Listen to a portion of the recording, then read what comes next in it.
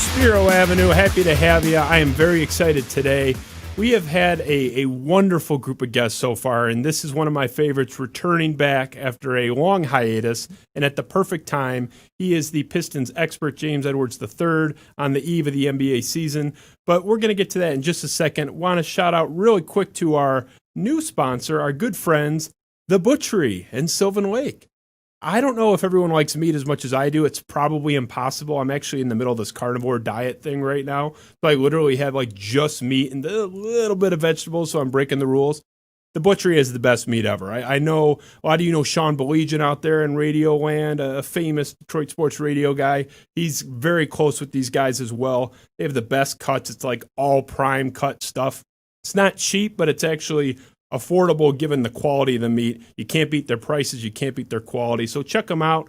They are at thebutcherysl.com, thebutcherysl.com. If you are not near Sylvan Lake, although they are worth the trip, it's an awesome shop. Just check out their website. The full smorgasbord of meats is available online.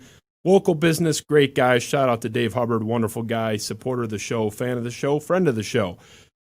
Now to the meat and potatoes, no pun intended, of this show tonight. The Pistons, if you're watching this live, start tomorrow. If you're watching this after the fact, start today, or maybe they started yesterday and this has already happened. But we have, in my opinion, and for my money, in my opinion, is worth quite a lot in this town for sure. We have the best Detroit Pistons writer, the best source of Detroit Pistons information in the state of Michigan, sitting right across from me. And of course, he is a wonderful Spartan dog, a fellow Michigan State J School alum, James Edwards III from The Athletic. Thank you for joining us again. Appreciate you having me on, man. Yeah, it's the studio looks a little different than last time I was here. It's very I feel like I'm back in East Lansing. It's been a while since I've been there, but I do feel like I'm right on the corner of I can't even remember the street names. Let's do like Bogue and Grand River. There we go, Bogue and Grand River. Pick your crossroads. There's many. There's not many streets. They all kind of run together at a point. We run out of downtown at a point too, but I feel like I'm there. I walk into any bar and this is better than that with all the detail. Yeah. You know, I don't feel like I'm in East Lansing myself when I'm in East Lansing because it looks so different. I mean, I've heard it's crazy. There's like a Target there now. I didn't even see the Target, but there's like 7 high rises. I don't know if I'm in like mini Chicago or what. It's a crazy town. So obviously you and I could do, and maybe we'll have you back for just like a 7-hour Spartan show. But the Pistons are the topic of the day. They're the biggest topic in the Detroit sports scene right now. We are on the cusp of a season, and they're entering a weird era right now, at least weird to me. I don't understand what the hell they're doing. I have absolutely no clue, and we'll get to that. You're going to help me diagnose this, hopefully, because there's a lot of confused people. I know I'm not the only one. But the interesting framing of this for me is this contrast I'm seeing between the local fans and the national NBA pundits. Now, the local, Rod Beard, you've been a little more measured. I think you're kind of waiting and seeing and you have your ideas. But the national media is just killing the Pistons right now. Yeah. And the fans actually seem pretty happy. So I'm going to throw up a couple of these examples just so people have some context of what I'm talking about. Like Dan Feldman of NBC Sports just gave a absolutely scathing review of the Pistons, and we can throw up that graphic there, Ben. He gave their offseason grade a D, and this is a quote from Dan Feldman of NBC Sports about the Pistons. Quote, "This overhaul carries significant cost and still doesn't establish the Pistons as meaningfully better. This strategy looks scattered. Detroit is spending big on veterans without becoming good. Detroit is loading up on rookies by sending out future draft picks. The greatest worry is that Troy Weaver is in over his head." End quote. Obviously, offseason grade of D, and saying that the GM is in over his head on his 4th day on the job is not a good start. I'm going to give one more little snippet from your, I guess, technically colleague at The Athletic, John Hollinger, a well-respected writer, former NBA executive in his own right. This is, again, a direct quote from John Hollinger from The Athletic. "The Jeremy Grant deal is a maddening coda to a bizarre sequence of transactions. The Pistons could have kept rebuilding with Wood and Kennard. Instead, they've kept alive the spirit of Josh Smith," that's haunting, "by once again having half a decade worth of stretched money clouding their books. Also, they could overpay a worse player than the one they let go and shell out $25 million for a backup center," end quote. So your colleague at The Athletic, a respected John Hollinger, NBC Sports down the street, Dan Feldman, they are giving scores of D. They're saying they're in over their heads in Detroit right now. It's not been positive, but conversely, the fans, myself included, have been excited. They're saying there's some good stuff here. So is it truth in the middle? Help me understand what's real here. Yeah, I think what really threw people for a loop was the first day that the quote-unquote off-season officially opened. So, well, was that the week before Thanksgiving? I want to say, when was the draft? The draft was the 18th. So I think it was the week before. Well, whatever that week of draft week was, that's when the trade moratorium opened up. And they spent the first few days looking like they were going to do like a Philadelphia 76ers type rebuild. They traded Luke Kennard to get the 19th pick, traded Bruce Brown the moment it opened to get a Musa and a second-round pick. So they went into draft day with one pick and left with 4 rookies. So everything kind of pointed to them doing like a complete all-youth rebuild, and then free agency comes and they signed a couple of veterans, and everybody's confused on what's going on. I get the optics, and I know Hollinger's came obviously on Friday. I think Feldman's probably came shortly after free agency.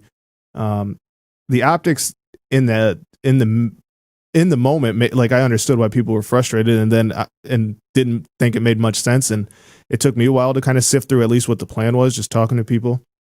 And they're rebuilding. They don't expect to be good. If you've listened to anything Dwayne has said over the last few days publicly, when people ask what should we expect from the season, he's saying the development of the young guys.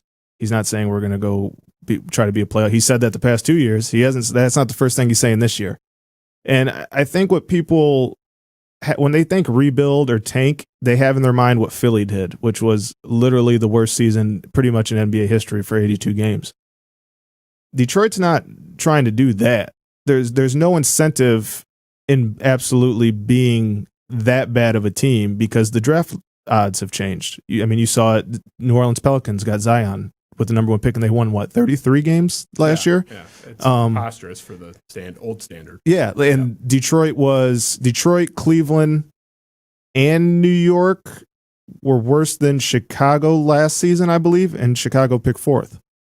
So why not at least put some type of product out there where at least you're competing in every game? Maybe you lose every game, and I think that's the best case scenario. Is you put a team out there that can compete and you build a foundation, but you lose the game. That's, I think, what the plan is. I don't know if that's necessarily the plan. I'm sure if they make the playoffs with this young team, they'll be happy. But I think the logic is we want to put a team that'll compete, and they don't think they're going to win a lot of games. And what's the point in being one of the worst products in basketball history if there's not a guaranteed shot we get the number 1 pick? Yeah, and that's always a thing where I rub elbows aggressively and get angry with the anti-tank crowd because, and I don't disagree with your premise. I think you have it pretty much down with what they're trying to do. But I'm not saying I agree necessarily with it. Maybe like I'd probably do the more extreme approach, but I understand why you would do it too. Right, yeah. right. And I'm not saying you are. I'm just saying in general the crowd that is so anti-tanking, where it's like, and it really bugs me. It's harder to tank in the NFL, and there's 2 straw man arguments these people present. The first one is there's no guarantee that the guy you take 1st or 2nd or 3rd overall is going to be better than the guy 7th, 8th, or 9th overall. No one ever said, if we tank and get the worst record, we are guaranteed. But you would always rather have the higher pick. Yeah. You have a better chance of landing a franchise player. Wouldn't you rather have your pick of the litter versus like the 7th pick? So it's no one's ever said that, this will guarantee us anything. The other second straw man argument, I don't want to undo the whole tanking thing because I could do an argument on this for an hour. Yeah. But let's just back up. You said that you're not sure you would like this or what they're doing. Yeah, I'm saying I'm more aggressive in the sense that I understand like culture and like professional team building. I get that and why you wouldn't want to lose that, because if you look at Philly, they got pillars and they're projected to be for the next few years be good, but like everything you hear out of there is chaos and they haven't won anything yet. And I think part of that is a bad culture. So if there's a middle ground where you can build a foundation, which I'm sure we'll talk about more, Detroit is trying to build a team that I mean, the bad boys, the going to work era, their foundation was defense. Detroit, this iteration, wants to build a team that is good defensively. I think that's the thing. Like, people would rather see exciting basketball if you're going to be bad in terms of scoring a lot of points, but this is Detroit, and Weaver knows that, Casey knows that, and if they're going to be bad, they at least want to be maybe one of the better defensive teams and be bad. Yeah, I definitely think that's, at least they have some concept of what they're doing and what they're going for. And the thing that drove me nuts, and you mentioned Dwayne Casey's comments that have walked back that sort of, we're trying to make the playoff standard. Now they're just, develop the young guys, compete, be competitive, whatever. I am thrilled to hear that, because it has driven me nuts since Tom Gores got here. 8 years ago, 10 years ago, it's been a while, that they have repeatedly, and it goes from him to Stan Van Gundy and right down through everyone in the organization, they continually repeat that, we're trying to make the playoffs. We want to compete for the playoffs. It's all about the playoffs. It's not about titles. Mm-hmm. And this team, in my estimation, has been completely driven towards trying to win 41 games and getting smoked in the first round every year for 8 years. There was no path to a title whatsoever at all with what they were doing. It's like, okay, we're just chasing being pretty good. And the reason I can do that and make that deduction is not just by the results, because that's what they were, but they said it. Yeah. They openly said it. But this team is now being run differently, where they're walking it back. They're resetting things now. But do you see, not this year, obviously, but do you see the first step towards a path towards a title in year 4, year 5? What is the path here? What does it look like if it comes to fruition and they win a title? Compete? No, I definitely think there is a year plan. And to go back to what you said, they've clearly, and they've said it publicly, they wanted to make the playoffs all these years. And I have no issue with trying to field a good team and make, if I lived in Portland and I was a Portland fan my whole life, I would love what the Trailblazers have done the last few years. That's a fan base that loves its team. They have an exciting brand of basketball, and there's years where they can make the Western Conference Finals, and there's years they could lose in the first round. But you have a core there that you feel confident something could happen, and then you can go down the line with Utah, Denver. There's teams like that. In Detroit, I think it was different because a lot of the money was tied up.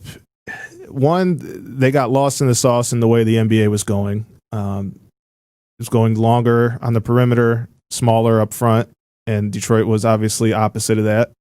And then they invested a lot of money in guys that were hurt, and it just didn't seem like it was going to work. But in terms of this new iteration of Pistons basketball, is there a path to a title in 4 years? We'll have to find out, but I think there is a plan. So, I mean, pretty much everybody on this roster now is on the books for the next 2-3 years. Yeah, Blake's done it after next season. And I think what the idea is they draft the 4 guys. Killian's going to be a primary focus. Whoever they get next year is going to be another one. So when Blake's contract is off the books, whether he leaves before then, whether he stays until his deal is up, that year, 2021, 22, after that season, they will only have Jeremy Grant on the books, who makes over $10 million. And so you're hoping that by then you have 2 or 3 more first-round picks, high ones. You add them in with Killian and Sadiq and Isaiah. You have a lot of cap space in a year. I think 2022 and specifically 2023 is one of the most stacked free agency classes in a long time. Troy Weaver has connections in the NBA. I mean, Jeremy Grant came here, turned down a deal from Denver.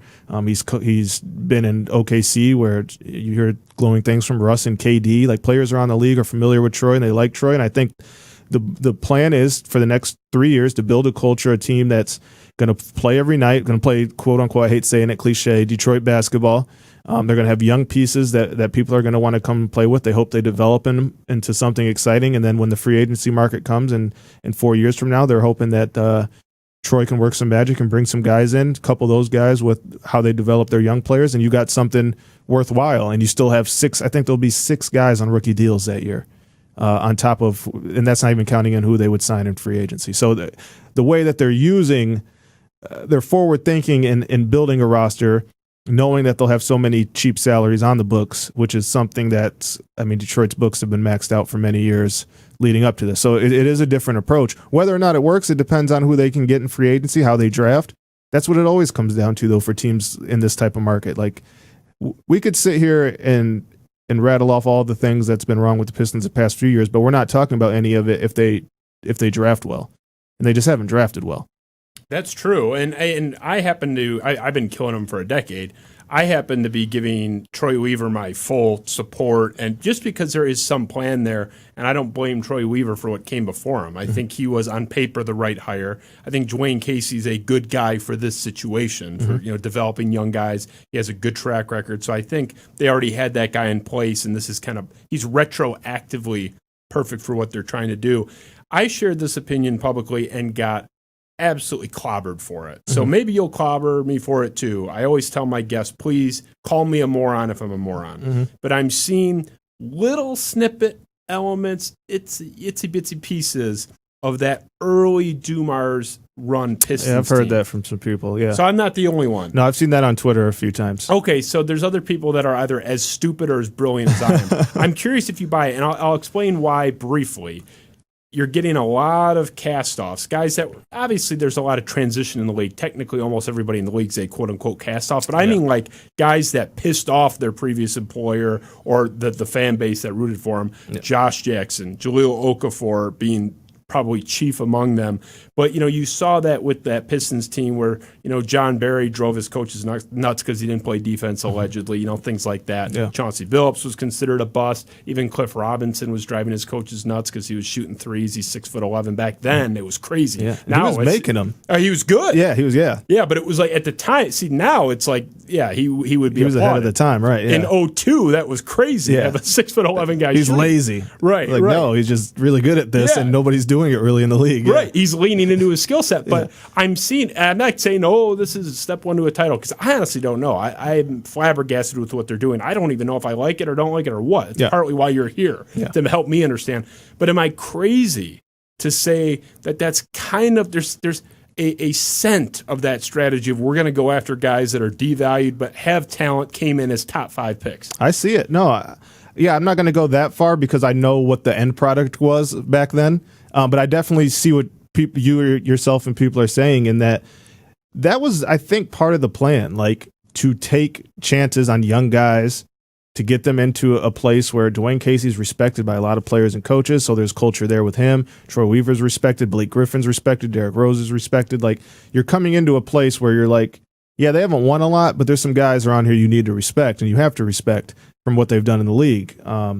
And I do think that, like you said, Josh Jackson is a guy that just hasn't really figured it out yet in the NBA. And if you've watched it all this preseason, he was probably the MVP. He's back home in Detroit. He did all the things that people loved for him coming out of Kansas. He defended, got out in transition. He shot the ball extremely well. I'm curious to see if that stays up. But even if he can shoot league average, that's an upgrade from where he was. And that's a big piece. The kid's only 23. He's 6'8", long arms, everything you want in today's NBA. And if you catch fire with him, like, that's exactly very similar to, not to the same extent, but like a Chauncey, where he was bouncing around. It was a top pick. What was Chauncey, 3 or 2? He wasn't 2. He was 3 or 4. 3 or 4. Josh was number 4. Yeah. You certainly see that. Then you draft well. That year they got Tayshaun at number 22 in 2002. Sekou, really, I think if you're doing MVP rankings from the preseason, Sekou was probably number 2, and they got him at number 15 in 2019. I see some of what people are talking about, and I don't know if necessarily that blueprint was in their mind. I think it's just kind of the situation presented itself as like, we're going to get some guys we like, we're going to get some guys that can show the young guys how we want to play, a la Jeremy Grant. But then we're also going to, I like these guys, they fit the style we play, they haven't worked out in other places, we could probably get them for cheap. Let's go get the Josh Jackson and Jahlil Okafor and see what happens. If it doesn't work out, okay, we paid him $8 million for 2 years. Yeah, it's a harmless gamble, really, in the grand scheme of things. I was just devastated with the Christian Wood thing because they were the only team that gave him a chance. People forget that Christian Wood was like a coin flip, from my understanding, between him and Joe Johnson, a 39-year-old Joe Johnson. I think, and I don't have this on source or anything, I think from just what I've gathered, it feels like that was more politics at the time. I think if you asked Dwayne Casey over a beer with no microphones around, who would you rather have? I think that answer was very he obvious. obviously picked him. Yeah, so, and he was. I think toward the end of the camp, he came out. Was pretty adamant about, or after camp going into the regular season, he was adamant about like, I fought nail and claw to keep Christian Wood. Yeah, so. I mean, he's a hell of a player, and I think he's only going to get better. And perfect example. I mean, what was he last year? 25. I mean, and had been on like his 4th or 5th team with Detroit at that point. Yeah. So, I mean, you're hoping that one of those guys develop. You just hope that maybe Josh Jackson doesn't pop and now he's suddenly signing like a 4-year big deal in Houston or God knows where. But I like the sort of theory of what they're going for. The thing that drove me nuts about the previous regime is the fact that Blake Griffin probably untradeable at that point. He's becoming more tradable as he ends, the nears the end of his contract. But the fact that Derrick Rose is still here, to me, is a total calamity. I think they blew it by not trading him. I know you have sources in the NBA more than the average Joe. The stories, not from you, but from other reporters, were that Derrick Rose had interest. I don't know if you can confirm or deny that. Other teams wanted him at the deadline last year, and the Pistons would not move him. And I think he should be gone. This is an anti-Derrick Rose thing. Guy had a hell of a year. All the more reason to trade him. Yeah. He's not going to be here when this team reaches whatever goal they seem to have in mind. He's got 1 year left on his deal. Am I crazy to think Troy Weaver's moving this guy like ASAP? I don't think ASAP. I too think he gets traded this season. If he can be as good as he was last year, which I think he can be, like he had like little nagging injuries last year, nothing uncommon for anybody that's played basketball for so long, like nothing concerning. If he has similar production with nothing catastrophic, I understand like the gamble, like you got to the deadline last year and he was healthy, you should have did it then, just not risking it. I get like why people say that, but I do think maybe the return this year could be bigger than it was last year. And I do think that might be some of the thinking because he is an expiring contract. So by the time the deadline comes, which I think is going to be in March this year, half of his $7 million salary is paid. And if I recall, I think one deal I heard, don't quote me on this, people, like I feel like there wasn't like great offers. Like I feel like maybe the Lakers offered like a second in Alex Caruso. And I guess like, I don't like Alex Caruso's fine for where he is. I'm not, if I can hold on for Derrick Rose for another year and maybe get something better, like I think I would too. And now if there were a sea of offers and there was like a 1st round pick, I hadn't heard that. I hadn't heard like a 1st round pick because I can't imagine that they wouldn't do that. Or at least a significant 1st round pick. I hadn't heard that, and I would assume that was the case, they would do it. Because I do remember Ed saying, and I've heard from people, like people were going nuts. Why is Langston Galloway still here after the deadline? Why is Markieff Morris still here after the deadline? I'm like, with all due respect to those guys, 2 of my favorite guys I've covered, but like, that's the 8th and 9th man on a team that's won 19 games. Like, you think people are picking up the phone to call these 2 for more than, and it's like Ed was sitting there telling people like there was just not good offers for these guys. And everyone's like, no, that's not true. Like you see Markieff went to LA and he helped win a ring and Langston shooting 38 from 3. I'm like, and I'm sitting there from talking to people, like I'm telling the guys the same thing. Like, these were the 7th and 8th guys on one of the worst teams of basketball. Like, teams aren't giving up late 1st round picks for these guys. I don't care what they shot from 3. It's just not happening. But to get back to Rose, I would be surprised. I would be surprised if they don't trade him if he puts up similar numbers to this year and at the deadline. Now, what I will say is, and this wouldn't surprise me either. It would shock me a little. I legit think he likes being here. And I legit think I don't know. I don't get the vibe from him that this is a guy that like wants to ring chase. Like, I think he just wants to play basketball. He has family from Detroit. He has connections in the organization. I understand it from a team building and asset accumulation standpoint. Like that tough talk for me, if somebody's offering a 1st round pick, like we're going to have that tough talk. But I don't think, if there were deals last year, I don't think there were good enough deals on the table to warrant trading a guy who's happy where he's at. And I don't think the return was big enough. No one knows. Yeah. I mean, I just, from what I heard, nothing was significant that it was a no-brainer. I mean, you characterize it as a tough talk. If a 1st round pick comes on the table, ain't no tough talk. You say yes. But I guess I meant from like a personal relationship standpoint. Like, I got you. Easy decision, tough talk. Yeah, you have to tell him, like, I know you love it here, we love you, but we got to take this number 17 pick. Like, we just have to. I love Derrick Rose. I mean, the year he had last year, I just respect the hell out of him, and it's a guy that really rebounded from, I would probably characterize it as depression. I mean, it seemed like it being a unlicensed psychologist over here. Yeah, but he seemed like he was in a tough place for a while. Yeah, he's ready to walk away. And on the flip side of this, and you nailed it with fans always overvalue their players and think they're getting the moon. And this goes back to, I mean, you were probably a little too young. I'm a little older than you, but people used to say like, package Terry Mills and Lindsey Hunter for like Kevin Garnett. I mean, that was like a real, when it came out that Garnett may have been unhappy in Minnesota. My dad has told me about that. It was terrible. It's like trade Ced Ceballos for Kevin Garnett. It's like, come on, asshole. Like, it's not happening. So I get that. But I will say on the flip side, if I'm sitting there and I'm like one of the best, I don't know, 4 or 5 teams in the NBA, I think I have a real chance. Maybe I'm not at the Lakers level. I would take Derrick Rose. Here, take my 27th overall pick. Yes. What do I care? Like, Derrick Rose is a hell of a player. I'm saying if he looks 3/4 as good as he did last year, that's a huge asset for a contender. Yeah. Huge. No, I agree. This is not a case where it's like I'm asking more than I would give if I were the other team. I would trade for Derrick Rose in a second if I'm chasing a title. I would too. I think it's going to work out for both. You just have to hope, knock on wood, that he's healthy, and that's the biggest concern. I think as far as a bigger picture, the Pistons are zigging when everyone else is zagging. And that's the other thing where I'm not sure exactly what they're doing, if this is just sort of step one and next year we're going to see things kind of shake out differently.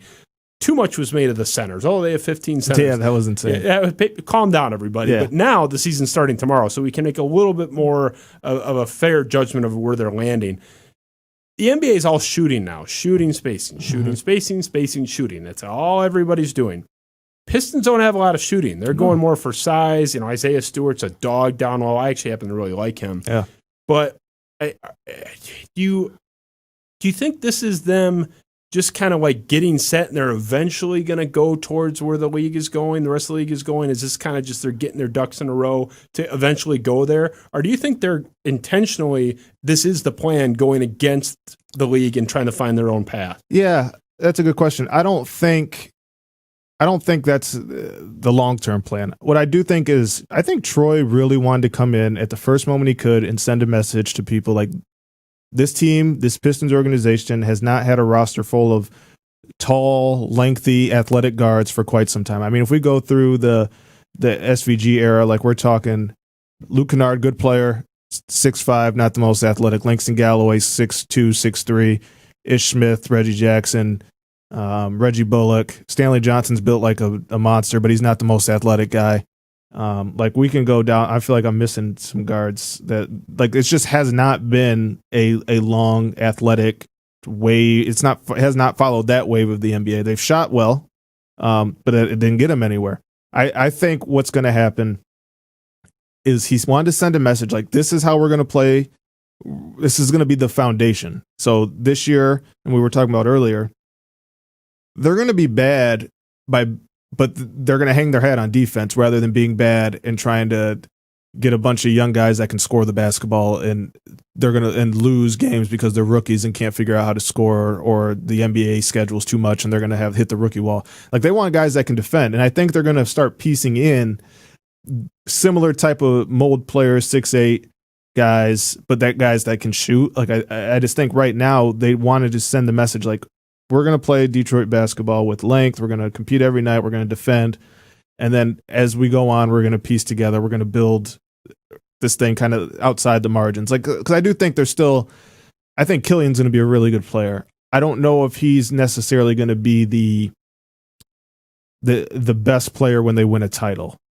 The next time they win a title, could he be the second best player? Certainly. But I just think his style of game, he's more like, and Dwayne said this, I heard Troy said it, like Goran Dragic, like a really good point guard, like a true point guard that he can go get you 18, but he's also going to make the right pass into the right guy. I still think they're missing that type of guy, and I'm sure they're hoping Cade Cunningham falls in their lap next year because that would answer that question. But yeah, I imagine they're going to fill out the rest of the roster, leaning more towards shooting, because they definitely, at the expense of getting younger, more athletic, and more defensive minded, they lost shooting this year. And I outside of Svi and Jeremy Grant, I'm not sure if I'd bet money on anybody's shooting over 36% from three on the roster this year. But I do think that they wanted to send a message and let the fans know, like, this is how we're going to play. And this is going to be the foundation for right now as we get started on this. Like, you're going to know you might come in here and beat Detroit, but it's not going to be easy. And I think that's just kind of the message they wanted to send to people. I think that's the right message because we've seen really, really good Pistons teams twice, like two different groups. Obviously, the Bad Boys, I was a newborn. I don't remember it, but I've watched all the documentaries. I am a historian, a student of that era, and have respect for it. And then, of course, some people called it the Bad Boys too. I just, call them the going-to-work Pistons, the Ben Wallace, Chauncey Billups team. We've seen it work twice, and in both times it was very similar. Same constants. We're going to punch in the mouth. We're going to be the best or second-best defensive team in the league every year during this run, and this is how it's going to be done. The Pistons have run away from that for whatever reason. They have not been that for a long time. So whether or not this works, I already like Troy Weaver more than everybody that came before him, between him and Dumars. Just because this is how we know it can work. The Pistons are not a glamour destination. They never will be. This is how you do it. The Isaiah Stewart pick, it seems to, first of all, let's go to Killian Hayes at 7 overall. That's the guy I wanted from day one. I would have taken him at 3. I mean, there are some people that had him as the best player in the draft. Everybody at the Ringer. For those of you that Kevin O'Connor did. Yeah, Kevin O'Connor. But everybody. I listen to the Ringer NBA podcast. And it's 4 of them on there, and they're all like Killian Hayes number 1. They love I would take Killian Hayes number 1, and I really respect those guys. But he's a hell of a player. I think what you said is kind of maybe not the best player on a championship team, but the second best. That'd be great at 7 overall. Oh my God. But going to Isaiah Stewart, most people seem to like Killian. Isaiah Stewart was actually a criticized pick. I actually like that. It's very Pistons. This guy is going to play his ass off. He's a great kid too. He's been my favorite person to talk to so far. Oh, he's just the nicest kid in the world. Yeah, he's super nice, polite, everything. He's the bully. He's already got a technical or 2 of them in the preseason, but you talk to him, he's just a sweetheart. He's a beast on the court. I'm surprised you've forgiven him for his trespasses against our team in East Lansing. I really wanted him. That was bad. And it had COVID not happened, and that Isaiah Stewart was on Michigan State, that team would definitely win the national title. Oh, Izzo would love Isaiah Stewart. My God. It's his kind of guy, as they say, our kind of guy. But where do you stand? We don't have to do a Stewart deep dive, but I seem to be in the minority. Obviously, you say he's a great guy. Everyone is saying he's not a fit in the modern NBA. It's a weird pick in 2020. It doesn't fit what anyone's trying to do. It's counterculture to the rest of the league. You're swimming upstream. I say it's very Pistons. Where do you land on that? Yeah, no, I think it is very Pistons. I think most of what people's backlash with what it was is it's similar to the running back in today's NBA. When's the last? I don't want to say when's the last time, but it's been very few instances where we see running backs go in the first round now. I'm trying to. Was there one? Who's? Oh, Saquon Barkley went second overall. Right, Saquon, but other than it's very Elliott a couple years before. But it's getting. That used to be. When we were. The early 2000s, running backs, there would be 5, 6, 7, 8 in the first round. It's gone. They're all seem to go in the second round now. And it's similar with the center. I think more people's knock was, because they got the 16th pick for basically signing and trading Christian Wood. It came from Houston. So you're using essentially a lottery pick for a center. And I think that's kind of just where the people's logic came with that is that's just too early for a center in today's NBA. He doesn't shoot. Blah. That's I understand that. I get that. But Isaiah is a guy who fits exactly what Detroit wants to do to a T. He's low maintenance offensively. He's just going to bust his ass defensively. He's going to annoy defenders. He's gonna play. From all accounts, he's a sponge. He's intelligent. And while he can't shoot, and Troy said that Troy knew his college coach, so he's there's some insider trading stuff I knew that other teams wouldn't. He said that after the presser, or after the draft. And you don't have to be of course you would hope that you have a well-rounded center who can shoot threes and block shots and post up, and you hope you have Joel Embiid. Who doesn't want Joel Embiid? But there's nothing wrong with a rim running big who can defend the rim, athletic enough to defend guards in the pick and roll. I think Isaiah is going to be just a nuisance. And the Ben Wallace comparison, I see why people are saying it, because it's very you don't see much offensive upside, but you see a guy who could just be an absolute dog defensively. And if Isaiah is a guy that can set screens, rim run, get loose balls, protect the rim, and he has great leaping ability, especially a second jump. He gets back up on the floor quick. That's one thing I took away from the preseason. He fits what they want to do. They think they can mold him into something. that's first of all, his type of player, you're not going to have to pay a lot of money. He could be really good, but still nobody's going to overpay for a center that can't shoot. So this is going to be a guy, if you can, like I said, get those Detroit things, those dirty things that people don't necessarily love about the NBA, that doesn't get the highlights in the Sports Center, doesn't get you on the Sports Center bottom ticker. Like, they're going to have a guy that's exactly what they hope is what Ben Wallace was to the going to work era, a guy that's going to scrap, claw, be the heart and soul, lay the foundation, and is just going to. I think he's going to take the role of Bruce Brown from the fans. Like, fans loved Bruce Brown because he did all the stuff that reminded them of the glory days. He wasn't necessarily a good player, and I like Bruce, and he worked his ass off, and he was a guy that, like, if you asked him what do you need to get better at, he'll tell you, he's like, I was trash at this. Like, he was my favorite interview. It wasn't even close.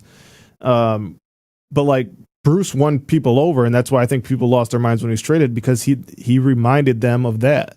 And I think Isaiah's going to remind people of that time. That's what fans want to see. And you mentioned, Stewart's not the guy that's going to be on the, Sports Center or the bottom ticker or this and that. Yeah.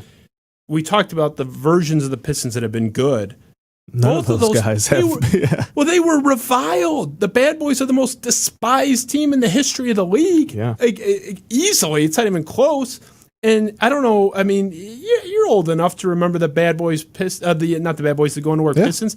They were getting crushed by the national media. Oh, they're so boring. Every game 74-72. This 2005 finals is the worst finals in the history. You still, up until Kobe's death, rest in peace, you heard Kobe and Shaq all the time say that 04 title was the one that annoyed them the most of all their trips. Yeah. And that one, losing to the Pistons because they thought they were way better than them. Like, everybody did. Yeah, everybody did. Yeah. I mean, if you weren't like in the Palace locker room, pretty much everyone thought that was going to be an absolute smoking of the Pistons. So again, I don't give two hoots in hell about Sports Center or the bottom line, because for this to work, it has to be done a certain way. I don't know what it is, if it's in the cosmos, if it's karma, if it's just how it is. Yeah. But for it to work in Detroit with this basketball team, it has to look a certain way. It is being built that way, it seems. It's still early. We're only days into this whole thing. Yeah. But the first steps are good. I'm thinking for year one, and maybe you can help me understand this. We've talked about the big picture, where we think they're going, what they're trying to build. Just for year one, if you can pick, let's say you're a diehard Pistons fan and your journalist card's out the window. What is better? Is it better for the Pistons in year one to just stink? They're a joke. Half the team gets hurt, whatever. They pick top three. We're assuming they land top three. We're not assuming lotto one. Let's say they pick third overall. Yeah. Or they're scrappy. They set the culture. They have some guys pop up that are better than expected. Josh Jackson, maybe they re-sign him. And they play a scrappy 2 seed. They sneak in as a 7 seed in the playoffs. They lose in 6 games, but it was like kind of close. Yeah. And have that foundation set for being more competitive. But now they're picking, 16th or 17th? Yeah. What do you think is better for year one?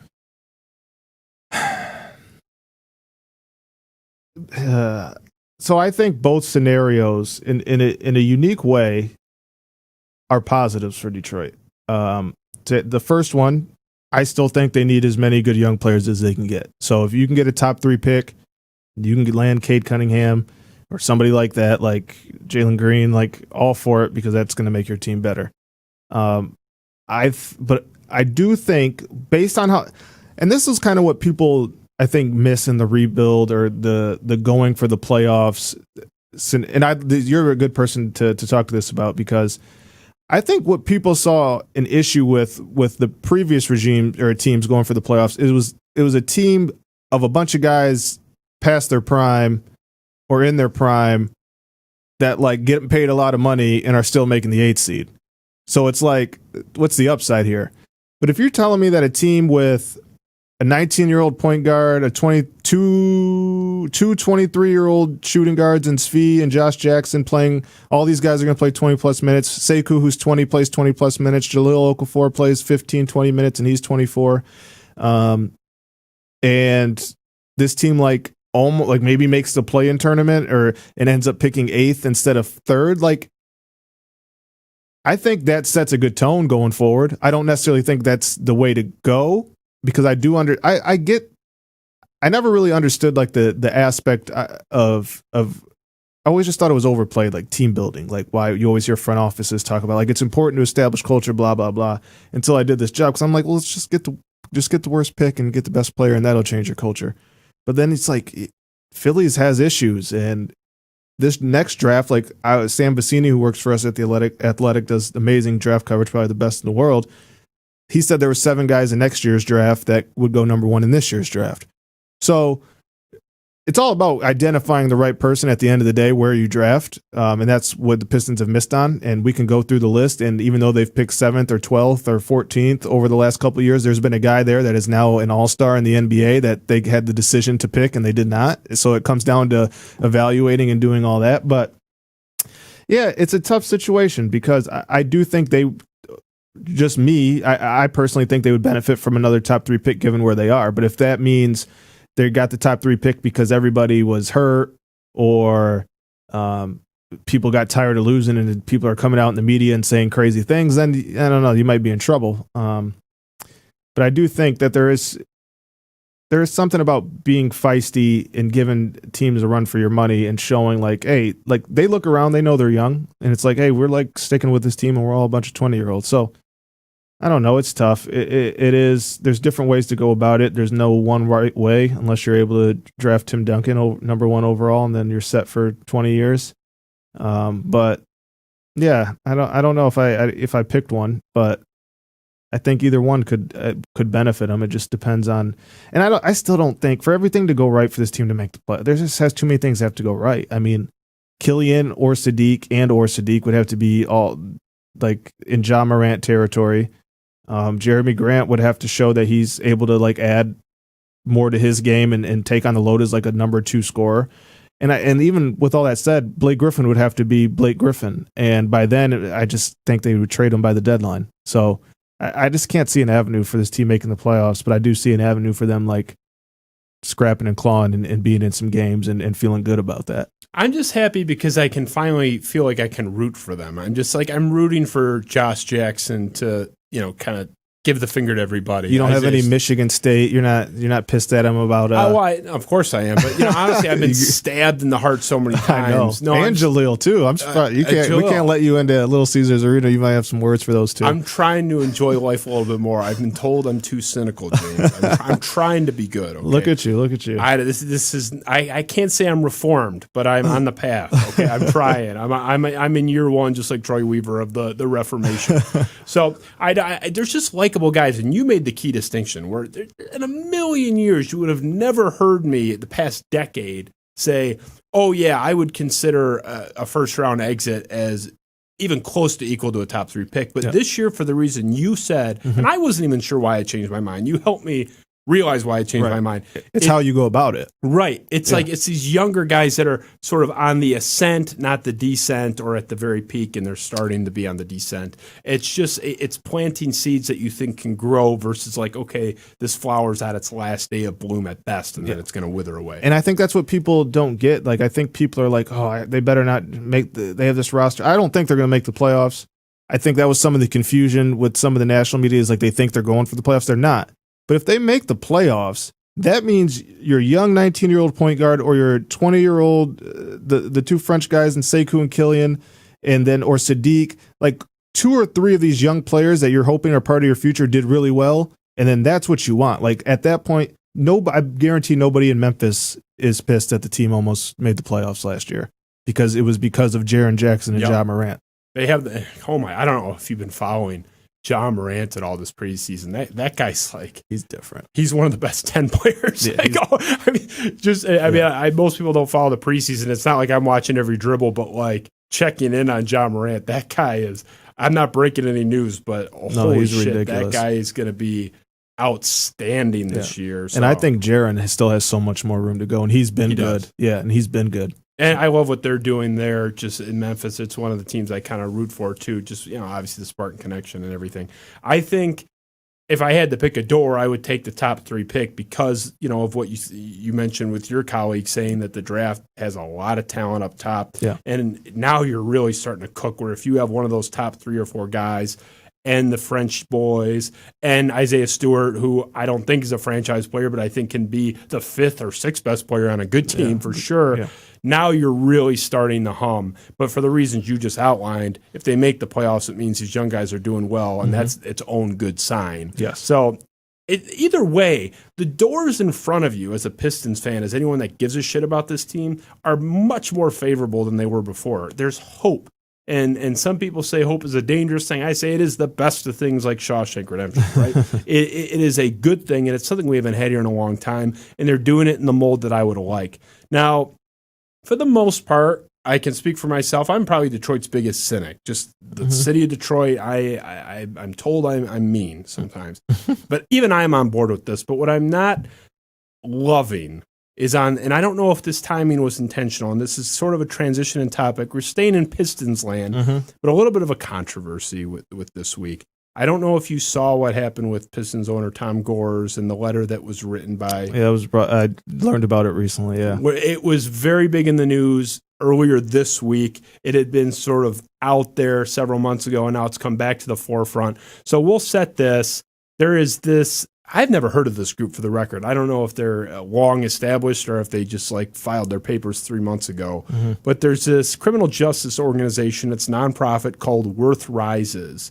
And they have had very serious concerns expressed about the Pistons owner, Tom Gores, and his ownership of this company that has a connection with the prison phone system. Basically, Tom Gores owns a company that contracts with the prisons, and they charge inmates or their families. Again, this is their allegations. I haven't investigated this. I haven't looked too much. I haven't had a chance to look too much into it yet. So this is, they wrote a letter, and this is directly from their executive director. And we'll read, this is just an excerpt. It was like a 4-page letter. This was directed to Adam Silver, the NBA commissioner. They're trying to get Tom Gores to be in a forced sale of the teams, much like they did to Donald Sterling with the Clippers years ago. This is a quote from the letter, just excerpting from it. It's, I am writing to you deeply concerned that Tom Gores has a position on the NBA Board of Governors. That's the code word for owners. Mr. Gores owns Securus Technologies. Securus charges incarcerated people and their loved ones exorbitant rates for phone calls made from prisons, jails, and detention centers across the country. Securus makes more than $700 million annually by price gouging families as they struggle to keep in touch with their incarcerated loved ones. The corporation routinely charges as much as $15 for a simple 15-minute phone call and similarly egregious fees for a myriad other services it peddles. It finishes with, Mr. Gores has ignored calls to engage and dragged his feet in implementing any reforms. While people across the nation demand racial justice, Mr. Gores continues to amass wealth and benefit from a system that exploits black people and profits from their pain. And here comes the money shot.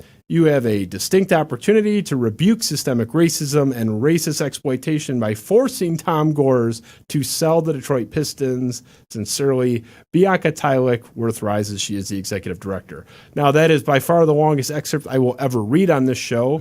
In journalism and broadcasting school, they tell you keep it 15 seconds, but I cut it way down. That was like 8% of the letter. Yeah. I know you haven't done a deep dive on Securus Technologies, but just have you heard anything about this? Do you think it's a potential distraction? Because with Donald Sterling, I don't know if you remember that story, but it started very small. There were whispers that there was a tape, and the tape came out, and everyone was like, this will blow over, and eventually he was forced out. Do you think there's any concern there with Tom Gores? Do you sense that?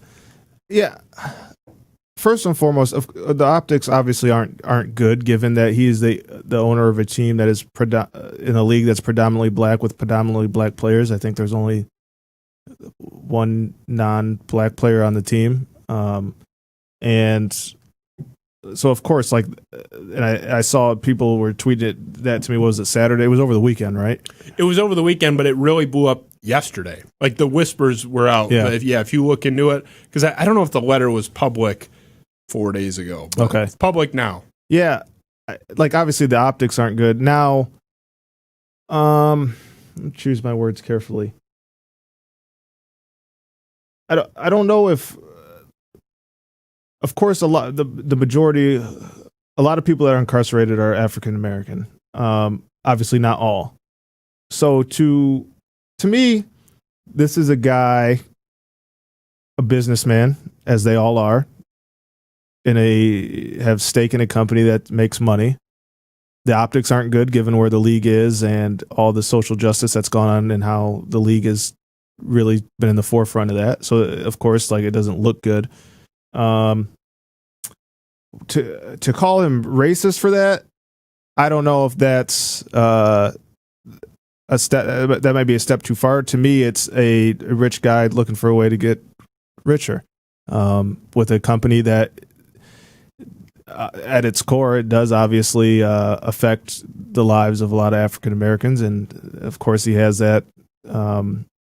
The majority of his team, and again, the league makes up that demographic. So, yeah, like, I'm curious. I have not looked into it a whole lot. There's been a lot going on, but I had plans to ask about it.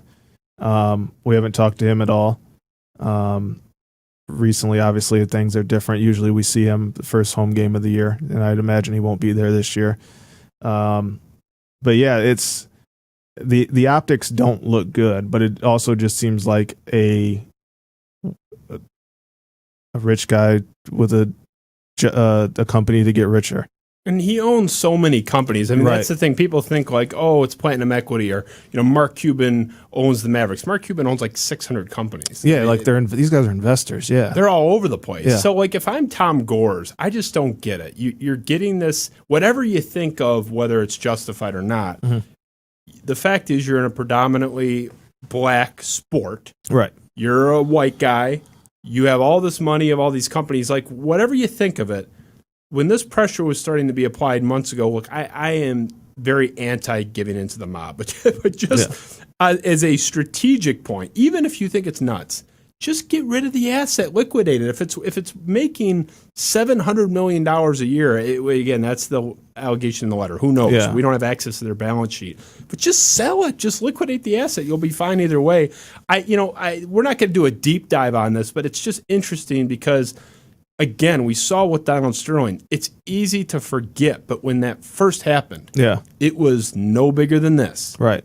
And there's a lot, and honestly, I couldn't tell you why some controversies bubble up and some fizzle away. I was curious if you had any insight on it. Obviously, you're in the infancy stages of understanding, Right. as we all are, because Yeah. this is just coming out. But I had to hit it because it's in the news. No, certainly. And just from the little I know and what I've seen just on the surface, I don't see necessarily the correlation with Donald Sterling. That was overt, Yes. like racism. This is, I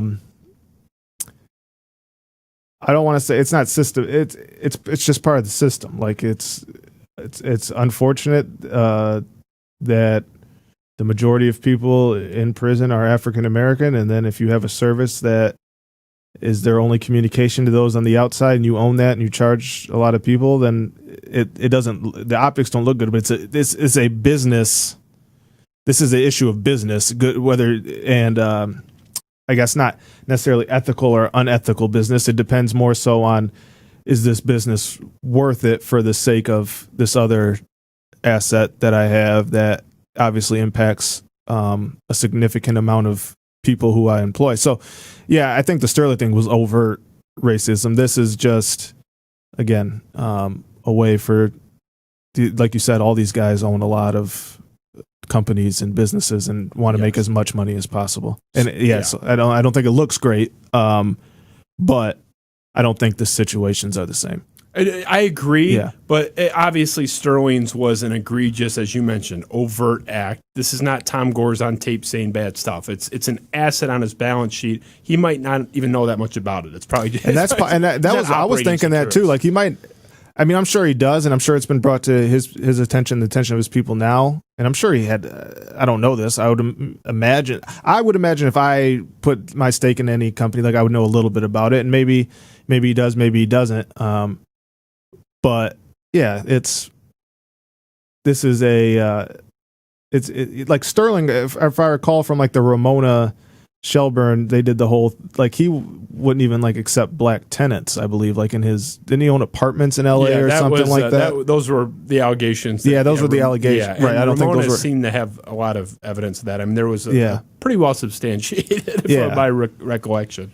So it was on tape. It was insane. I mean, you don't even have to get like the allegations. I mean, he was on tape saying, why do you have to bring around these black guys? Yeah, it was. It's like, oh my God, that was different. The difference is though, even though his actions are a lot worse, it is a more progressive league now than even when Donald Sterling was run out. Right, and so the line of what's acceptable has moved. So Sterling, even in the old world, was run out, almost with universal acceptance from the fans and the owners in the league. But I think this is a league that's even less tolerant of this kind of stuff. Its fan base is. Mm-hmm. I don't know where this is going to go. I mean, this might be a nothing story by tomorrow, or it could continue to bubble. I honestly don't know. I mean, it really takes like maybe one person with a platform to take up this torch, and it can become an issue. But if I'm Tom Gores, I just get rid of the asset. Right. Again, it's the optics, and I know Tom a little bit. I don't obviously get to spend time with him. I'm around him at certain points, and I mean, this is a guy who owns a team that has I think it's the only black GM and head coach combo. If people are pulling the racist card, like I don't, from my little knowledge of Tom, like I don't think that's who he is. Given where the league is, like you were saying, and how outward they are in their social justice, racism, everything in that circle, the optics of this just don't look. It's the wrong time. Yes, the optics just don't look good. And even the racial aspect aside, like even if you took that completely out, there's just something kind of skeevy about like you want to call it's a weird company. $15. Yeah. Like and that was the allegation. That was like you could call your mom for like 5 minutes and it's $15, and it's like might not seem terrible, right? But if you don't have much money and you want to talk to your family twice a week, I mean that's I'm like, I don't want to get into a whole like prison reform conversation, but I guess I don't know enough. Like, why are prisons allowing systems like this? Like, why can't you just make a call? I don't know. Like, why can't you if it's like like I don't give me the payphone with the quarter? Yeah, like I don't just give them a roll of quarters. I mean, I guess you got to make money at every turn, and a lot of people like that approach. I'm not necessarily for it, but it is what it is, and I guess there's businesses for everything. I'm a capitalist, but when it comes to like prison profiteering, I trouble. I just feel like it's there's nothing illegal. It's just a little skeevy. Yeah, no, a little skeevy. Yeah. So I don't know. Tom Gores, I don't know. I was wrong about him because I thought he would have sold this asset within 5 years of owning it. That was sort of the common line, was that he was just going to flip the team. I'm already wrong. I mean, even if you put him up for sale tomorrow, I'm wrong. He's stayed in longer than I would have anticipated. Mm-hmm. Do you think he's here for the long haul, Tom Gores? Is he here? Is he owning this team in 5-6 years? Yeah, I don't know. He's a goofy guy. Would I be surprised if he sold the team within the next 5 years? No, I wouldn't be surprised. Do I expect him to? No, because he owns an NBA team, and the money is his profit is significantly gone up from the time he bought it every single year. But no, I wouldn't be surprised if there came a time when he did sell it. Like I don't know why that reasoning would be. I'm just spitballing here, but it is. I mean, at a point, maybe you just kind of want to sit back and relax and not worry about this and that. And I mean, he's made a lot of money. They're worth 5 times what he paid for. I think that was the latest valuation from Forbes. It was like $1.5 billion or something, 1.3 or something. He paid $300 million. So he's had a 500% increase on his investment. I'd be curious if like the COVID year, if a lot of owners considered like that have owned a team for 5+ years, like if they considered it, like I don't.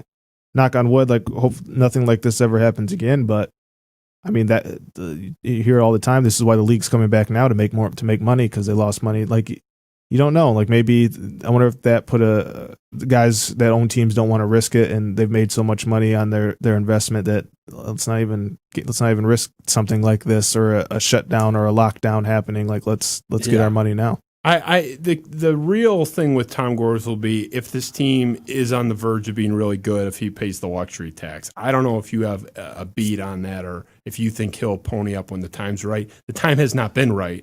Yeah. So, but if they get there, do you think he'll pony up for that? I honestly think he would. If the people you trust told him that if we can make this move, he'll put us over the luxury tax, but I think we can win a title. I think he would. I think, and I'm sure you'll have an opinion on this, knowing I was surprised. What does that mean? I was surprised we got to Tom Gores so late in our conversation. I was saving it. I get why people don't love him as an owner because he's synonymous with the team has not done well since he's been the owner, so I get it. I do think though, and while you cannot agree with the moves that they did, and you might just flat out don't like them, and I know obviously there's a lot of them you don't like, and there's moves that I've had head scratching ones over, and some that just didn't make sense. But I don't think he ever made a move. It might have been a miscalculation, but I do think he's always tried to win. You know what I mean? Like it hasn't worked. Yeah. But he's always, we want to win. All right, let's go get Blake Griffin. And it might not, like financially and in the construct of how roster and team building, like Blake is a great player. And I always say this, Blake has been the most Detroit player that they've had since the going to work team. And the dude hustles, he plays hard, he doesn't say anything. He's a great player. He came to a situation that wasn't fit for him. Like he came to a team that already had Andre Drummond and Reggie Jackson. Like he walked into a situation that was destined for him to kind of play out how it was, where people are going to love what Blake did, but he's going to lose a little of the spotlight because he's in Detroit on a team that's not worth anything right now. But I do think getting Blake was one of those, like, I really want to win. I don't know if this was probably the right call at the right time, but it was a call.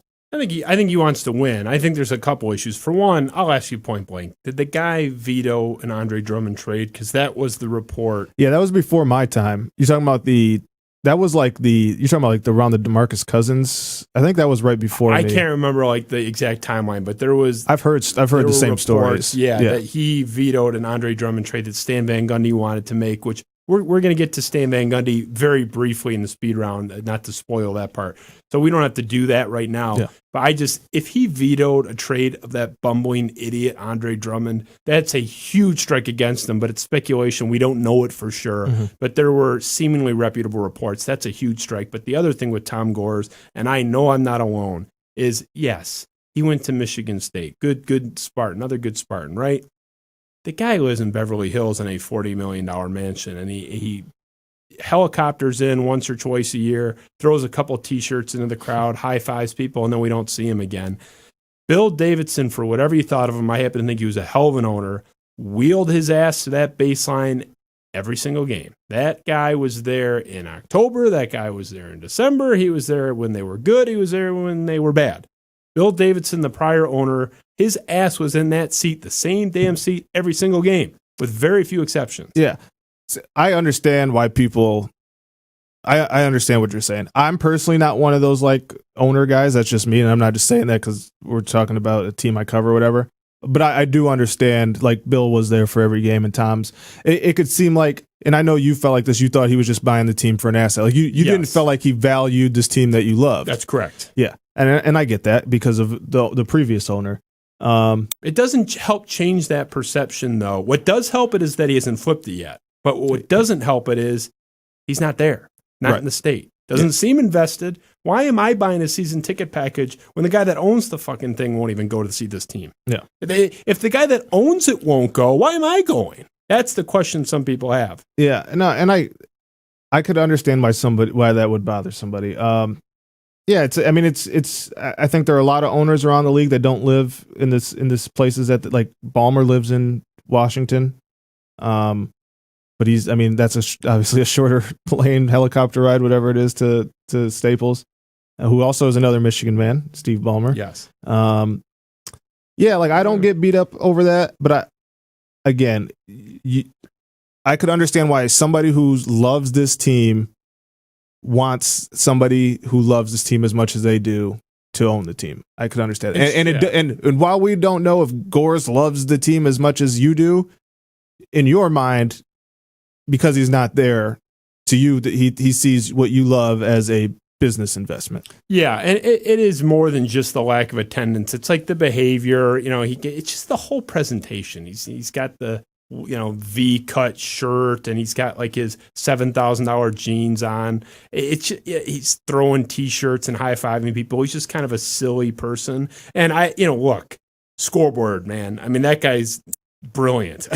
I'm not saying he's a silly person, but his act at these games is kind of ridiculous, and it just rubs people the wrong way. And look, if they were winning, oh my God, it would be like the most beloved, eccentric goofball. He would be beloved for the same things that people kind of roll their eyes at now. Yeah, and that's what it comes down to at the end of the day. Right, yeah. right. If they win, it's like what you just said. It'll like be cute. He would be everybody's favorite. Yeah, there'd be T-shirts of him. He wouldn't be throwing the T-shirts. He'd be on a T-shirt. So anyway, whatever. That is what it is. So we'll wrap on the Pistons. We do something fun here. This was a new edition of the show about 10 episodes ago or so.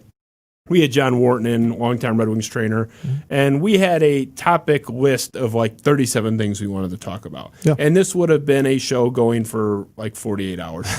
So he said, why don't we do a speed round? Let's knock out like 10. Now, have you done a 24-hour show? In high school, I did actually. We did like our high school radio station did like a marathon. That'd be cool, like event, like I don't know, like it was really charity event or something. It was really, yeah. It was actually a fundraiser for ourselves. But it was, we had like 12 listeners. It's it's high school radio, but that's where a lot of people got their start. Yeah. Scott Anderson for 97.1 went through there. Joanne Purton, who's Dick Purton's daughter, was there. So there's a lot of people in radio that got their start there. But yeah, I actually did do a 20. It wasn't just me, but yeah, that was interesting sleeping in the studio on that. But I have done it. Not interested in doing it again, at least not anytime soon. Yeah, you got stuff to do. We call it the speed round. This is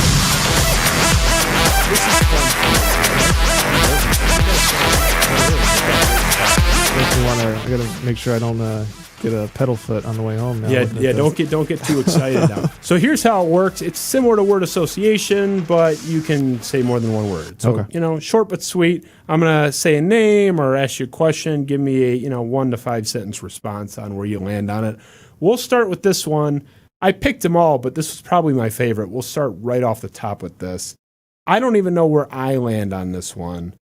You put Ben Wallace against Dennis Rodman. Ooh. Who do you like more? Who's the James Edwards guy if you had to pick one? Man. Oh, it's a speed round. Ben, because I just felt like no nonsense. Desmond, what am I talking about? Dennis was no nonsense as well, but there's just something. Give me the guy that's just doesn't say anything, do anything, except the only time I see him is him playing basketball. I don't know. There's too much. There's too much outside stuff for me with Dennis Rodman. Rodman may be a little better rebounder, although they're both phenomenal. But Wallace better shot blocker and just lower maintenance. So I agree. And Ben Wallace could probably draft a better fantasy baseball team than Dennis Rodman. I don't know if you ever heard that story, but I think I feel like. Was that like did somebody publish that? Was that in a publication? Yeah. Not a publication we're going to mention, but yeah. Dennis Rodman was in our fantasy baseball league. It's the mystery 10th owner. It was fascinating. Hold on, you have to send me this. I vaguely remember. Yeah, this. Well, I can send it to you, but I could tell you the whole backstory too. That we went to a Burger King in Bloomfield Hills at like midnight, and this guy ordered 3 value meals, and he had his handler in the back seat of my car. So he orders 3 value meals and 2 ices, and he inhales them. We're like barely out of the parking lot. He keeps adding stuff, first of all. First he says, I want a number 1. Then he leans over and goes, 2 number 1s, 2 number 1s. He goes, they got chicken nuggets too, number 6. Yeah. Okay, so Dennis Rodman has 3 value meals in his lap sitting right next to me, and he's stuffing his face. This is the night before the morning draft, stuffing his face with this stuff. Wait, hold on. You skipped how is Dennis Rodman next to you? What's the relationship? He was recruited to be, no one knew he was in the league but me. So he was recruited by me to be our mystery 10th owner. That's hilarious. So he came out in a cloak and he called it a Klan hood, which was interesting. It was not white. It was nothing. It was a black cloak, but he called it a Klan hood. I think he was joking, but I'm still not sure. That sounds like Dennis. But he's got his handler in the back who, like, apparently has to fly with him, otherwise he won't show up. Like, that was his agent, his booking agent was like, look, part of the deal is you have to pay for his buddy to be there too. Oh, okay. Because he won't show up at the event. As it turns out, the next morning, his handler was texting me saying, yeah, sorry, we're running a little bit late. He went out to meet some friends. He doesn't even want to come now. And it's like, and now he was cool when he got there. Yeah. But so he's stuffing his face with Burger King in Bloomfield Hills, and he's just grunting. And he's throwing the wrappers in the back seat where his handler's sitting. So it's like the wrappers are like hitting his handler in the back. It was just a wild That's wild a great story. Yeah, I asked him about, like, I said I grew up just loving Carmen Electra. Like, that was my celebrity crush. And I said, like, what was that like, being with her? And, what was that like? And he just goes, freak. So, yeah, I could go on with those stories. This is your speed round, not my long form. I'm sorry. Oh, I mean, you asked, people love the Dennis Rodman stories. It was wild. So, next one, Stan Van Gundy. Your thoughts on him? He was a disaster, but what were your thoughts on him? Really good coach. Didn't work out as GM. Bottom line, right? Great interview. Entertaining, funny as hell guy. Fun. I don't think people know that he's funny as hell. I think he's funny. The Dwight Howard stuff was hilarious back when he was in Orlando. Oh, this is the sip in the Diet Pepsi. It's one of the best. It's, I'm here to win games. Yeah. And management told me he wanted me going. I don't know. I'm not going to sit here and bullshit you. What do you want? He's like, hey, Stan. Yeah. Hey, Stan. We're not listening to this reporting, right? Yeah, that was just hilarious. Yeah, I don't know. If he tried to trade their quote-unquote franchise player, Andre Drummond, and was vetoed, that puts his entire regime into a different context because that was their backbone, and it was a flimsy-ass backbone that the best chiropractor in the world couldn't straighten out. I would say that. I would still say him and his crew get knocked on the draft.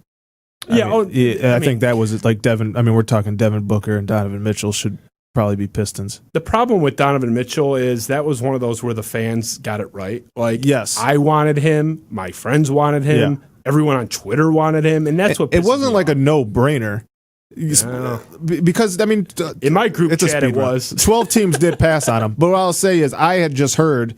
I forgot who told me this, but the rumor was Donovan Mitchell didn't miss a shot in his. He said that. Yeah, I think that was a direct quote that's from right. him. He said, "I couldn't believe they didn't take." It was like the sign was there, right? He thought he was going to Detroit, right? Yeah, he was convinced he was coming to Detroit, but yeah, that's not hindsight, man. I have the group chat from that year, and we're like going into the draft, Donovan Mitchell, and it's like he's still on the board. It's like, what are we doing? I wanted that seriously, Kennard, and I fucking hate Duke. Anyway, one of your favorites, I believe, not to tease it too much, Blake Griffin. Right. What do you think of Blake? Great basketball player, intelligent guy, probably the smartest person I've ever covered. And of course, I mean, it goes without saying, funny as hell. Great guy, right? I mean, he's good, solid citizen. Shook your hand at the end of the year. Oh yeah, he did. Yeah, no, he's a great moment. I mean, like he gives you time after. Like I can get Blake 1-on-1. Like he's not like your James Harden type of star. Like Detroit got it right when if they're going to get a guy to represent the organization, like that's the type of guy you get. No, he's a good dude. I have a good Thon Maker story with him. I don't know if I can go ahead. It's your round. So it was game after in Phoenix last year, and we're talking. I think Thon had a good game, and we're asking him about.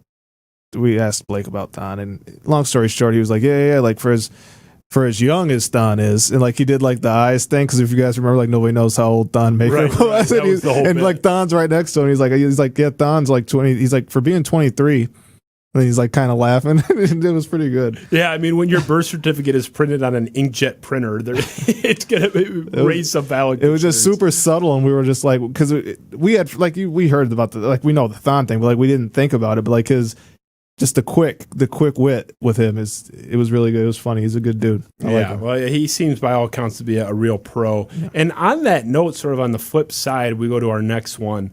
Your hardest player to cover, the guy that, and it could be a Piston or someone that you were interviewing as an opponent. Just toughest interview. I love that. I think that's Kyrie Irving up there, right? Yeah. Just hilarious. But like, who's been just a pain in the ass? Not necessarily an asshole, but just tough. Won't give you anything. Won't cooperate. I'm gonna be in Detroit. The the interviews have been pretty, like there's not any bad interviewers for like in terms of like they're just dickheads. Now there's some guys that are either young and they just don't talk enough, and it's just kind of you're just kind of pulling teeth. Klay Thompson kind of dismissed me one. I have a funny Klay Thompson story. Like I guess he was pissed because they lost to Detroit. If people remember last year was Steph's return game. It was in Detroit, and Detroit started out the year like I think they were 14-5. They beat Golden State. KD was playing.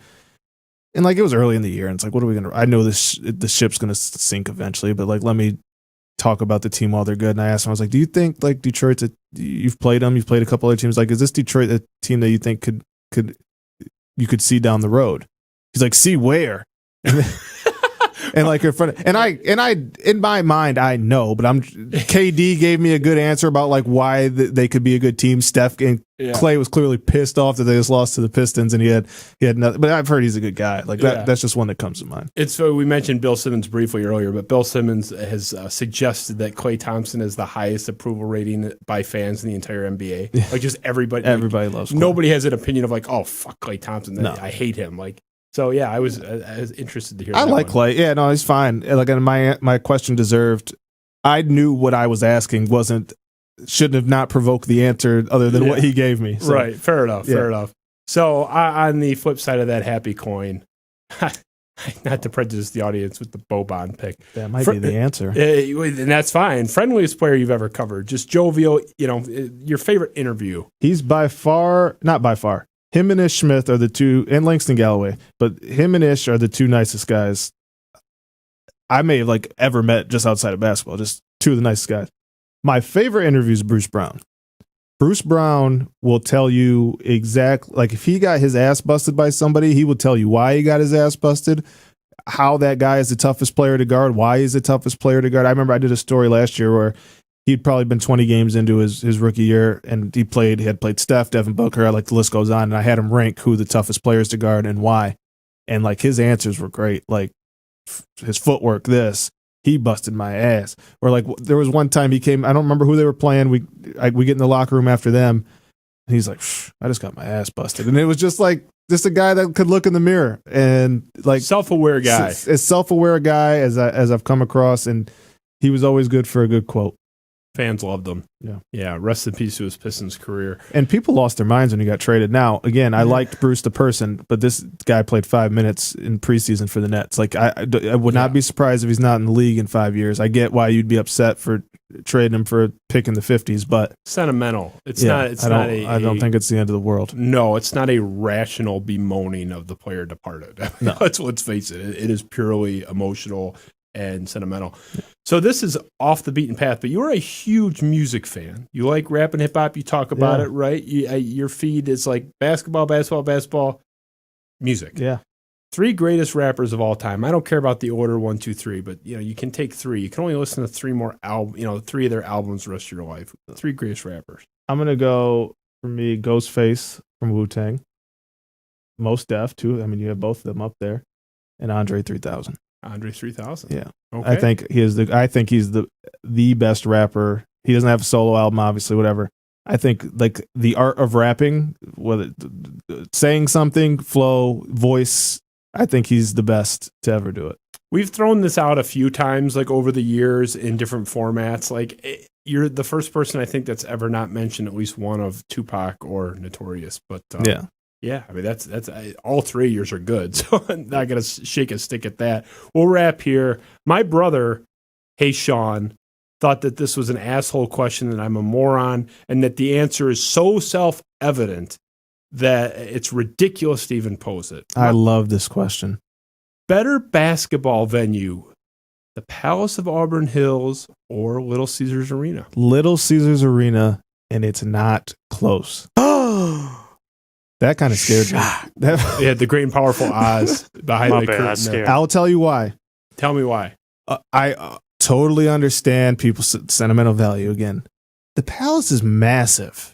It is like you walk around the concourse. It's just big. The seats are high up. It goes far back. At LCA, I don't know if people have had a chance to go in there yet. It feels kind of like Breslin. Like everything is on top of you. The seats aren't far from the court, like the backs. Like obviously there's the floor seats, but if you're looking at the floor like this, like the seats aren't far back, and it goes more up than out. Like the playoff game, the two in Milwaukee.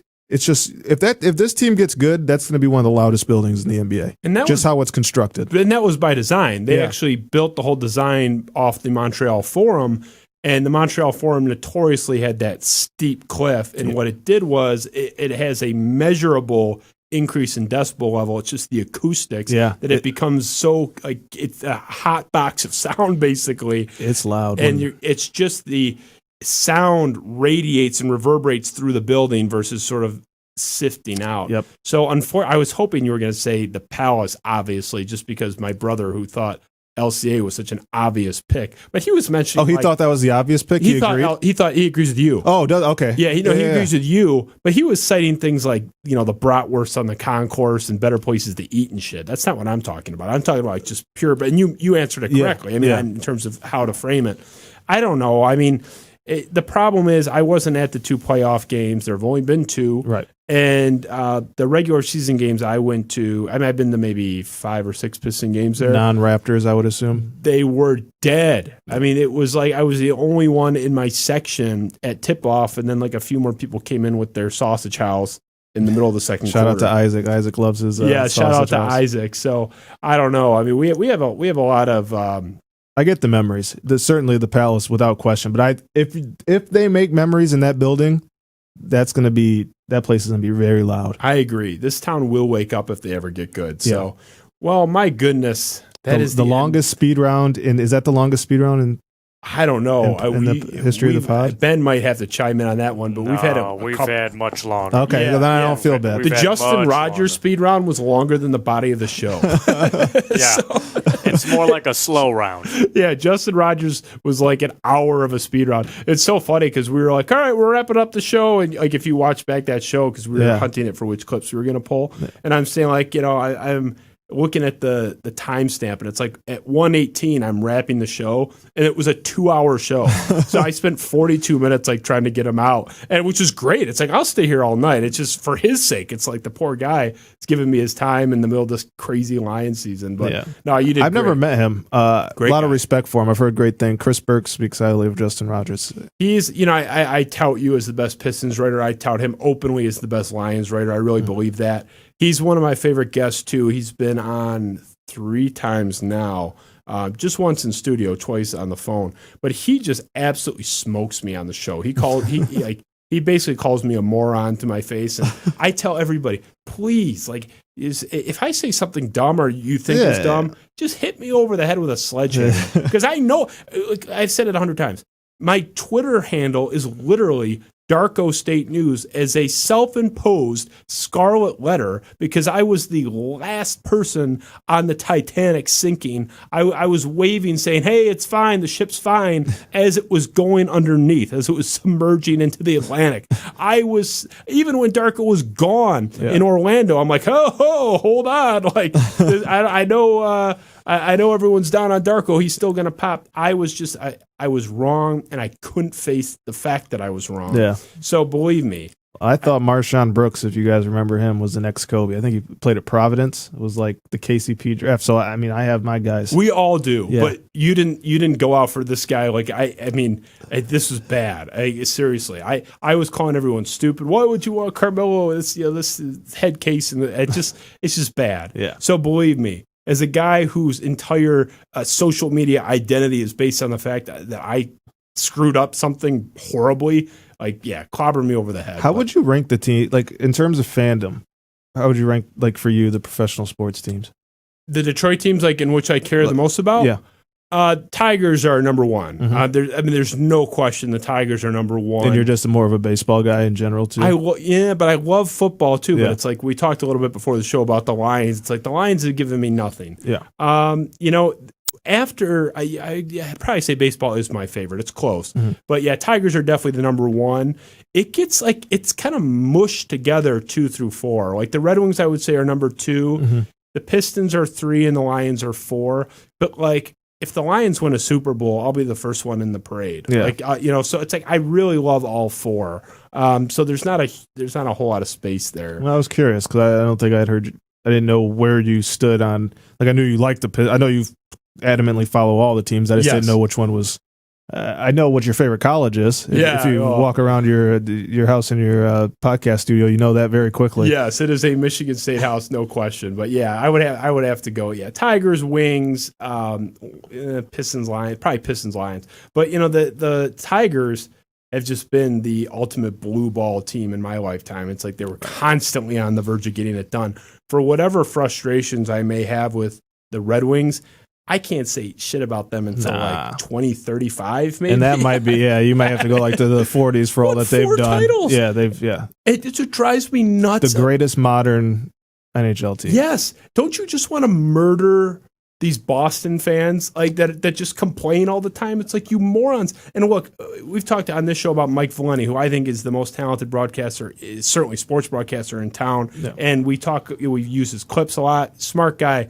But for him to go on the air and declare himself Giants free, like 18 months after they won the Super Bowl in this town, they don't want to. You guys don't want to hear that. Right? I don't want to hear it. I don't want these Boston fans. Like Bill Simmons was doing a podcast the other day, like, oh, this Cam Newton thing, like, guy's the worst quarterback I've ever seen. Yeah, I don't know what we're doing. That's the shit I can't. Anybody from Boston, I don't want to hear a word in any sport.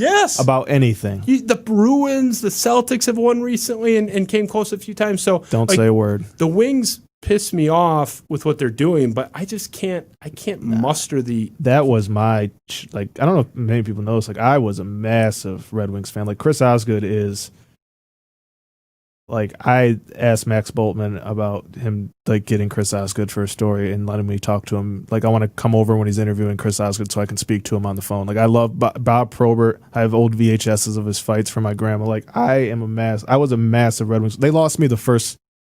Was there the lockout in 2004? That's when I kind of fizzled out. And I mean, my favorite athlete of all time is Dominik Hasek, and that was the case before they traded for him. When he was in Buffalo? Was like my guy when he was in Buffalo. Yeah.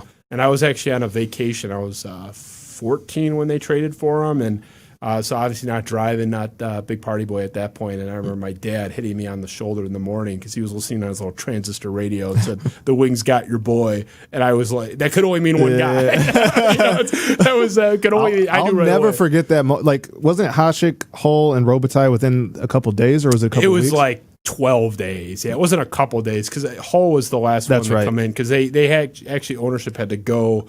Players had to go to ownership and like volunteer. I think Yzerman and maybe Shanahan was like, look, one more piece, and they gave up some of their salary to make it happen. I'll never forget. I think my dad worked with, I want to say Luke Robitaille had a brother or cousins that lived in Michigan. My dad worked with either his brother or his cousin.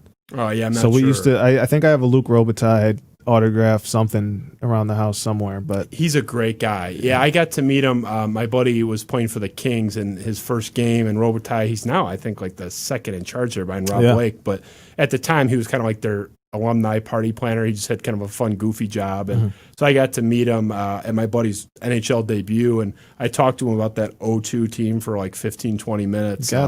He's sitting there with this guy you just met. This, at the time I was like a sophomore in college. It's like, and he was talking to me like I was his best friend. That's cool. Just great guy, but he did tell me, I asked him the best player on that 0-2 team. He said Sergei Fedorov, which was interesting.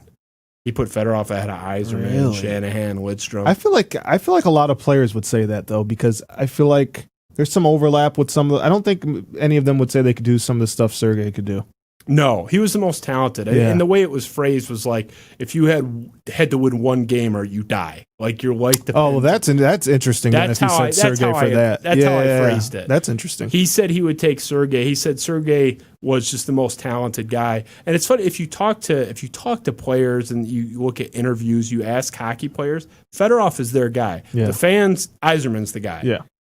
Players that were like actually out there, they were more scared of Fedorov than anything Yzerman ever did. And that's not to besmirch Yzerman, who's like maybe the greatest wing ever. Right. But, that's just the reality of where the players land. How did this become a hot I don't know, hockey but get discussion? Chris Osgood in the Hall of Fame, and let's end all that. Chris Osgood is the line of demarcation for the Hall of Fame. It's like he's right there. You can't blame him because how great his teams were. No. The dude was... You can put him in. I'm just saying if you're 1% worse than Chris Osgood, you can't be in. I agree. He's the baseline. He's the baseline. He should be in, and I'll keep fighting until he is. I'm fine with it. Yeah. I'm not going to besmirch his name. So James Edwards III, great talk on the Pistons. Appreciate you having me. I'll try to get you Colton Pouncey next. Colton Pouncey hates me. I wouldn't say he hates you. I wouldn't say that. I don't think he doesn't know you. How does he not know me? We have dozens of followers of this program. Yeah, no. But I mean, know you. Like he knows who you. He knows who. I'm kidding. Yeah, I'm kidding. I think he would do it over. I don't know if he lives far. I think he would do it if you asked him over Zoom. Yeah, we can do Zoom. I think if you asked hate it him, because it's not. I mean, not that we're like holding hands here, but hate to use the word intimate, but no, it's a different vibe. But I'm not anti-Zoom. Yeah. I think you could get him if you wanted him soon. I think you could get him. What about Brendan Quinn? Because that guy has flat out rejected me on more than one occasion. Have I talked to Quinn about joining? I don't think me and Quinn have talked about it. That one I'd have to work. We'll talk. Tell your colleagues I'm not so bad. My good, this reputation. Everyone's like I'm such a bad guy. It really hurts. I just am the one that lives closest by you. That's how I get stuck with it. Well, that and you love me too. You just can't. There was like a 2-year gap between your appearances, but we finally got you back. I'd love to have you back, honestly, and maybe we can kind of dive in maybe closer to midseason and see what the hell they're doing, how it's looking. I'd love to have you back. I want to come back and talk 2000s, 90s Red Wings. So we can do that. We can do that off camera too. Bring in Max Boltman. I'd love to have Max. He's a good. I think you would enjoy talking to Max. Great writer too. Yeah, he's the man. Max is a good dude. The Athletic is awesome. Everyone go subscribe to The Athletic. Seriously, it's just the best. It's long form. It's phenomenal. I have a lot of friends in the sort of traditional media, Justin Rogers, Tony Paul. They do a great job too. Yep. The Athletic, though, it's a steal for what you guys charge. It's like there's always some $2.99 a month sale thing going on. And I don't think people get to, not to this plug, but if you subscribe, say you're subscribing to a Pistons, like you get everything. Like it's not just the Pistons. I think I've just read my mentions. Like people always ask me, if I subscribe to this story, am I just getting Pistons? No, you get every single sport in every city, every single town. Yeah, you can read the Chicago stories if you want. Like which I actually do because I lived in Chicago 4 years and grew up a Cubs fan. Yeah.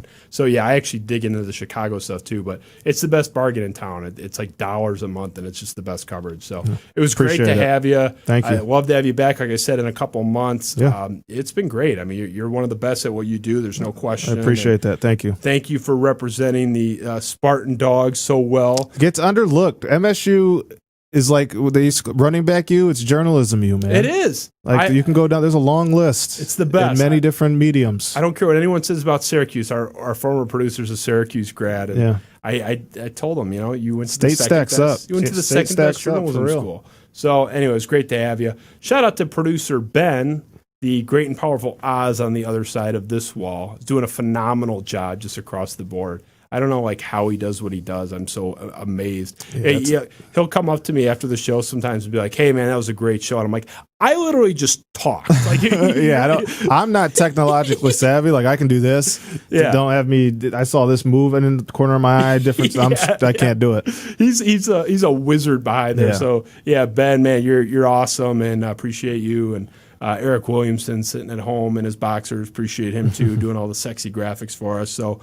Obviously, heading into the holiday, I think we're probably done until after Christmas. We'll see. There's a few really interesting ones on deck with the exact date TBD. But I'll tease one. It looks like we're going to bring in some of those Woodward Sports guys, at least one of them next week, so that'll be interesting. They think I'm nuts and I think they're nuts, so it'll be a wonderful conversation, I'm sure. So anyway, thank you all for watching Spiro Avenue Show. If I don't see you before Christmas, have a very Merry Christmas or whatever holiday you celebrate. Happy Hanukkah, Happy Kwanzaa, whatever makes you happy. It's just been great what we're doing here with the audience, and we really appreciate your support. Thanks again to James Edwards III. No, thank you. I like what you guys have been doing. I've seen a few of the shows. I mean, the studio's amazing, and yeah, you got the Tony Paul stamp. I saw that. He said it might be the best podcast in the state. Best sports show in the state. I don't know if I disagree. I appreciate that. And maybe I'll put you on the billboard next to Tony Paul. We're already working on the quote. Anytime anyone says something nice, it's stunning to me. Our numbers are growing. We appreciate everyone's support. Honestly, it's all about the audience. I would talk to you in an empty room with no cameras. You're a great guy. You're a smart guy, but we do appreciate the audience and the people watching. Of course. So thank you to everybody. Quick shout out to David Dyack. I know he is an avid viewer of this program and really wanted to be mentioned. So shout out to David Dyack for tuning in. Shout out to David. David, you're the man. Thanks for tuning in. Shout out to your sister-in-law, Erin, who I work with. She's great, Erin Dyack as well. This has been the Spiro Avenue Show. Justin Spiro with James Edwards III. We will see you next week. Happy Kwanzaa, Happy Hanukkah, Merry Christmas. Love you all. Thank you.